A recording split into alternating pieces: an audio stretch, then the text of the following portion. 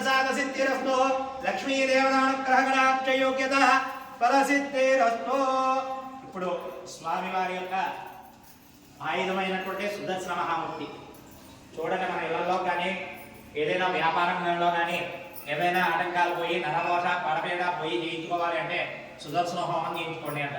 అంటే స్వామివారి మృత్యోర్మోజయమోజయ ఆయుర్వర్ధయవర్ధయ స్వయం ధావయ ధావయ. ఓం నమో భగవతే సర్వశత్రున్నాదయ నాదయ. ఓం నమో భగవతే మహాసుదర్శనాయ దీప్తే జ్వాలామృతాయ సర్వదీక్షణోపరాయ. ఓం వట్ పరబ్రహ్మణే జ్యోతిషే స్వాహా. సుదర్శనాయ విద్మహే ఓం సుదర్శనాయ స్వాహా.